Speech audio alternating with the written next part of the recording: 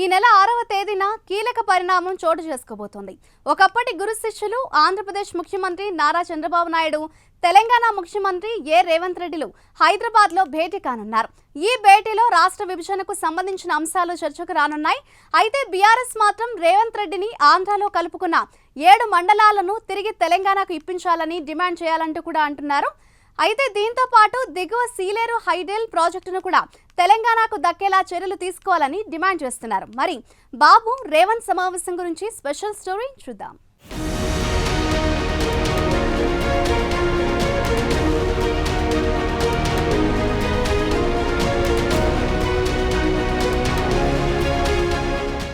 ఈ నెల 6న ఆంధ్రప్రదేశ్ ముఖ్యమంత్రి నారా చంద్రబాబు నాయుడు, తెలంగాణ ముఖ్యమంత్రి రేవంత్ రెడ్డిలు హైదరాబాద్లో సమావేశం కానున్నారు. కాగా ఈ భేటీకి అత్యధిక ప్రాధాన్యం సంతరించుకోనుంది. బాబు పర్యటనలో ప్రధానంగా రాష్ట్ర విభజనకు సంబంధించిన పెండింగ్ అంశాలు ప్రధానంగా ప్రస్తావనకొచ్చే అవకాశం ఉంది. అయితే బీఆర్ఎస్ మాత్రం తెలంగాణకు చెందిన 7 మండలాలు ఆంధ్రప్రదేశ్లో విలీనం చేసుకుంది. వాటిని తిరిగి రాబట్టాలని డిమాండ్ చేస్తోంది. బాబుతో జరిగే సమావేశంలో ఈ విషయాన్ని ప్రస్తావించాలని పట్టుబడుతోంది. దీంతో పాటు దిగువ సీలేరు హైడెల్ పవర్ ప్రాజెక్టును కూడా అడగాలని హరీష్ రావు మంగళవారం మీడియా సమావేశం ఏర్పాటు చేసి తెలంగాణకు దక్కాల్సిన అంశాల గురించి రేవంత్ దృష్టికి తెచ్చారు.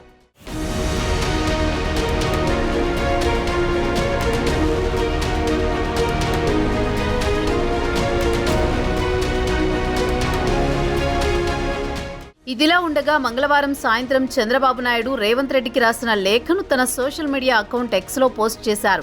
ఇరు రాష్ట్రాలు ఒకరికొకరు సహకరించుకోవాలని, 2 రాష్ట్రాలు అభివృద్ధి చెందాలని చంద్రబాబు కోరారు. హైదరాబాద్లో భేటీ అవుదామని చంద్రబాబు ప్రతిపాదించారు. దానికి రేవంత్ కూడా సమ్మతించారు.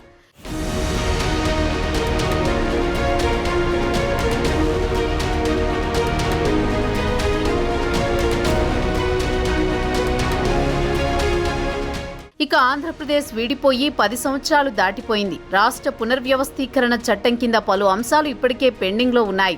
వాటిని ఇరు రాష్ట్రాలకు చెందిన ముఖ్యమంత్రులు చర్చించుకుని సామరస్యంగా పరిష్కరించుకోవాలని బాబు ప్రతిపాదన చేశారు. అందుకే ఆయన శనివారం నాడు మధ్యాహ్నం కలుద్దామని తెలంగాణ ముఖ్యమంత్రికి లేఖ రాశారు. ఇక రేవంత్ రెడ్డి విషయానికొస్తే ఆంధ్రప్రదేశ్ విడిపోక ముందు తెలుగుదేశం పార్టీలోనే ఉన్నారు. రాష్ట్రం విడిపోయిన కొంతకాలం తర్వాత ఆయన కాంగ్రెస్లో చేరారు. ఇరువురు సీఎంల మధ్య అత్యంత సన్నిహిత సంబంధాలున్నాయి. ఒక విధంగా చెప్పుకోవాలంటే గురు శిష్యులు అని చెప్పుకోవచ్చు. ఇటీవల ముగిసిన ఆంధ్రప్రదేశ్ ఎన్నికల్లో టీడీపీ ఘన విజయం సాధించిన తర్వాత తెలంగాణ ముఖ్యమంత్రి రేవంత్ రెడ్డి టీడీపీలో ఉన్న తన సహచర నాయకులతో పాటు చంద్రబాబుకు శుభాకాంక్షలు తెలిపారు.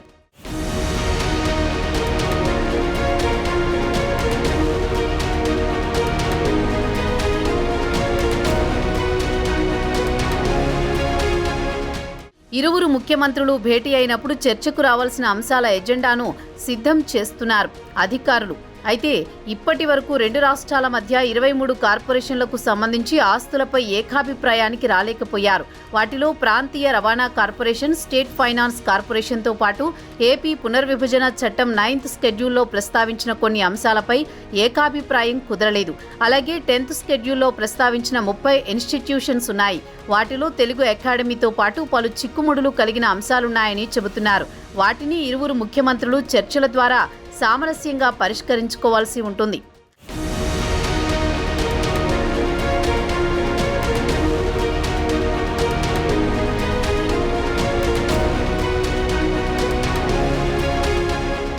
ఇదిలా ఉండగా ఈ నెల 6న ఇరువురు ముఖ్యమంత్రుల సమావేశం కానున్న క్రమంలో బీఆర్ఎస్ కూడా కొన్ని డిమాండ్ల చిట్టాను రేవంత్ ముందుంచింది. బీఆర్ఎస్ నాయకుడు హరీష్ రావు మీడియా సమావేశం పెట్టి చంద్రబాబు ప్రస్తుతం దేశంలోని అత్యంత శక్తివంతమైన నాయకుడు, కేంద్ర ప్రభుత్వంలో కీలకమైన భాగస్వామి అని చెప్పుకొచ్చారు. అదే సమయంలో రేవంత్ రెడ్డి దృష్టికి తెలంగాణకు చెందిన 7 మండలాలను ఆంధ్రప్రదేశ్ విలీనం చేసుకుంది. వాటిని తిరిగి తెలంగాణకు అప్పగించేలా బాబుపై ఒత్తిడి తేవాలని హరీష్ రావు కోరారు. 7 మండలాలతో పాటు సీలేరు హైడెల్ పవర్ ప్రాజెక్టును అప్పగించాలని రేవంత్ కోరాలని డిమాండ్ చేస్తున్నారు బీఆర్ఎస్ నాయకుడు హరీష్ రావు.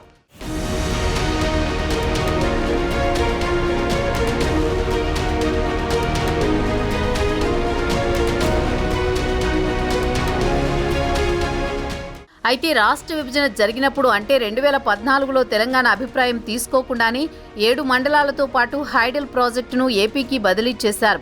కాగా ఈ మండలాలన్నీ పోలవరం డ్యాం ముంపు ప్రాంతాలని కేంద్రంపై ఒత్తిడి పెంచి చంద్రబాబు ప్రమాణ స్వీకారానికి ముందే 7 మండలాలతో పాటు సీలేరు హైడల్ పవర్ ప్రాజెక్టును ఏపీలో విలీనం చేసుకున్నారని తెలంగాణ ఆరోపిస్తోంది. తెలంగాణ అనుమతి తీసుకోకుండా ఈ మండలాలను ఎలా విలీనం చేసుకుంటారని బీఆర్ఎస్ అభ్యంతరం వ్యక్తం చేస్తోంది. అయితే పోలవరం ముంపు గ్రామాల్లో 5 గ్రామాలను తెలంగాణకు ఇవ్వడానికి ఆంధ్రప్రదేశ్ అంగీకరించింది. వరదలొచ్చి ముంపుకు గురవుతున్న గ్రామాలను ఆదుకోవడానికి ఏపీ ప్రభుత్వానికి ఇబ్బందిగా మారింది. ఇటు తెలంగాణ ప్రభుత్వం 5 గ్రామాలు ఏపీలో ఉన్నాయి కాబట్టి వరదలు వచ్చినప్పుడు సాయం చేయడానికి నిరాకరిస్తున్నాయి. ఈ క్రమంలో ఏపీ ప్రభుత్వం 5 గ్రామాలను తెలంగాణకు ఇవ్వాలని నిర్ణయించామని చెబుతున్నారు.